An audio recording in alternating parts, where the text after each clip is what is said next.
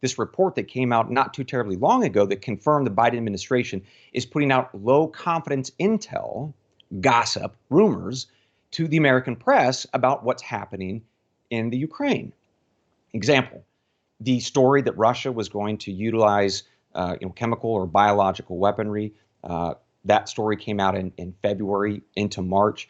There was actually no intelligence that said that that would happen. Now, it could still in the future, or perhaps as we're speaking, it just has.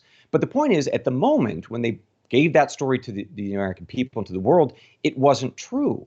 So when you start doing that, when you start just pumping out low confidence information that's probably just gossip and rumors, you do this horrible thing of undermining confidence in the intelligence community.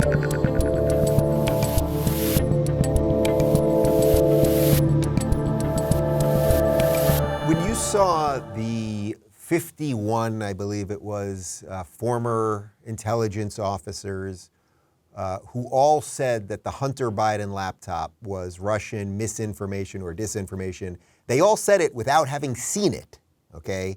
When you saw that, so let's go back before it's been debunked, but when it originally came out, I'm talking during the election, when they all came out and said that, conveniently enough right before the election, what was your take then compared to now? Mm-hmm. Both then and now, my reaction was the same. There is absolutely no way to know unless you do a forensic analysis of whether or not that laptop, A, belonged to Hunter Biden, and B, if there was any additional information added that would be thus disinformation or propaganda or part of some sort of covert action op by the Russians, the Chinese, whoever it might be. So to immediately come out and just dismiss it was absurd. And what it showed me was that those people on that list were partisans.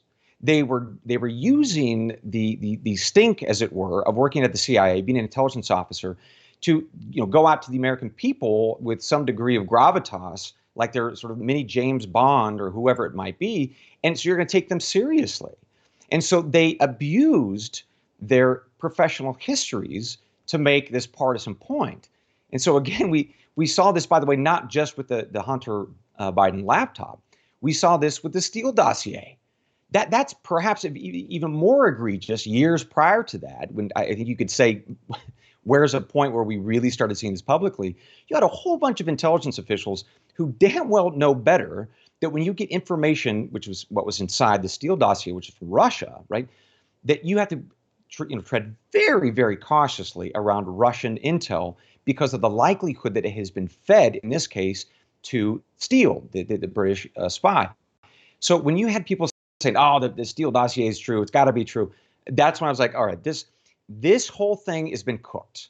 This is absolutely members of the IC wanting to be part of the Hillary Clinton administration or the Joe Biden administration now, who are trying to gain favor, and they're using their backgrounds to do so.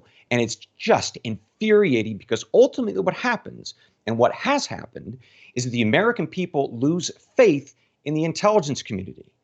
They lose faith in the law enforcement community, and rightfully so.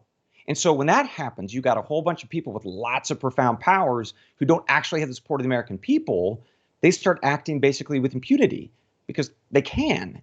It just, countries start falling apart when this stuff happens. And that's the part that I'm so profoundly afraid of. Right. So I try not to be a crazy alarmist on this show. Maybe I fail at it, but I try not to be. But it seems to me that's kind of where we're at, because when the 51 intelligence officers, in essence, former propagandists. I was trying to be nice. Thank you for cleaning that up for me. Yeah, you don't have to. When those 51 propagandists were exposed as such, meaning the New York Times finally, a year and a half later, everyone knows this now, a month and a half ago or so, finally said, yeah, the laptop was real, by the way. Did anyone get called into an office? Did anyone get fired from a consulting gig they got? Did anyone get fired from a lobbying firm or anything? I suspect not. And that goes to your point about the trust. It's like, I think they sort of feel like they can get away with anything because they can get away with anything. Yeah. Well, and there was a report out some time back that the Joe Biden administration has actually encouraged and allowed this junk intel to go out about Ukraine. I mean, all because he wants to try to encourage the American people to embrace a greater involvement in the war. So you are having this intelligence fiasco after fiasco, and at some level, I think a reasonable person says, "I've had enough." Whenever you say American intelligence assesses, I'm not going to believe it, and I can't tell those people right now, particularly with the current leadership, that they're wrong, and that's really sad for a guy who spent most of his life in the world of intelligence. Let's shift that a little bit to what you just mentioned there. So this Russia-Ukraine situation, I actually have not covered it a ton on the show. I was very honest with my audience from the beginning. I was kind of like, this whole thing reads very weird to me.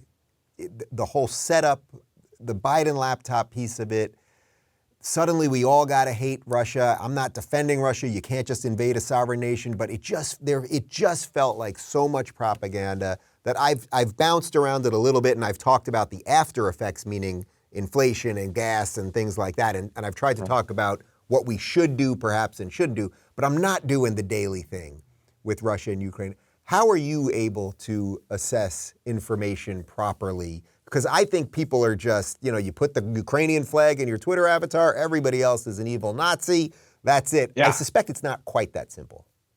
Oh dear, no. So you know that you're caught in a hysteria when, and this is true, both of the major marathons in this country have banned runners from Ukraine or Russia, or I should say Russia or Belarus from running, right? So we're banning marathon runners just because of their national identity. Right, and we're pouring out. We're renaming Chicken Kiev, and it's Chicken Kiev. Stop. All right, This is hysteria defined. So I think that it's important for people like me to speak to these issues around war and peace, and including in Ukraine, knowing that there is a fog of war issue. So when I talk about Ukraine or any other places around the world, I'm going to be very careful to make sure that I have medium or high degree of confidence in what I'm sharing with people. Now, this issue of confidence is one that is very familiar to anybody who's worked in the intelligence community. You don't put out to policymakers or the public low confidence information. Low confidence information means that you haven't vetted it or the person, right? You haven't compared that report that spy is giving you to maybe you've captured an email or a phone call, or you've gotten other spies who are confirming the same information.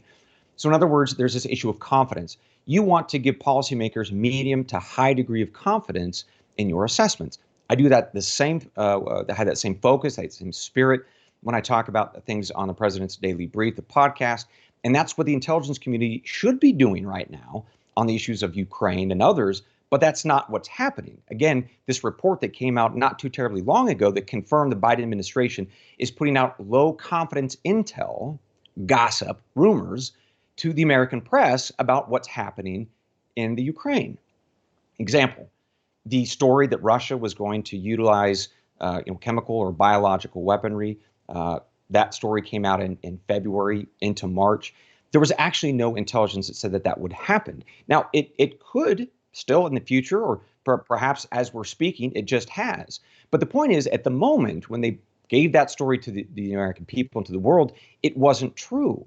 So when you start doing that, when you start just pumping out low confidence information that's probably just gossip and rumors, you do this horrible thing of undermining confidence in the intelligence community. And oh, by the way, Dave, we did this before. Do you remember in the run-up in the war of Iraq, we started that war because of weapons of mass destruction. That was the story that was sold to people. We had low confidence that was true, by the way. It was based on one guy. The operation was Curveball, and Curveball was a big old liar. And it was the responsibility of the intelligence community to vet that person, their information, to say, nope, that was a lie. But didn't Colin Powell say there was a rod? I thought Colin Powell went in front of Congress and said he saw a rod or something. Yeah, sure. Well, I'm sure they all saw lots of things after it turned they were wrong, namely their retirements. Yeah. But the issue is, so now the intelligence community, when I was at the CIA, we all were burned by that case. And we said to each other, particularly the analysts, never again are we going to be allowed to pump out low confidence garbage intel into the world, because we're going to get ourselves in trouble again. We're going to cause trillion-dollar wars with hundreds of thousands of people dead, like in Iraq, or thousands and thousands of our soldiers and airmen and the rest who come home without arms and legs and their minds are broken. Like, that's the legacy of putting out garbage intel, and Joe Biden is doing it again in the Ukraine. If you're looking for more honest and thoughtful conversations about politics instead of nonstop yelling, check out our politics playlist. And if you want to watch full interviews on a variety of topics, watch our full episode playlist all right over here. And to get notified of all future videos, be sure to subscribe and click the notification bell.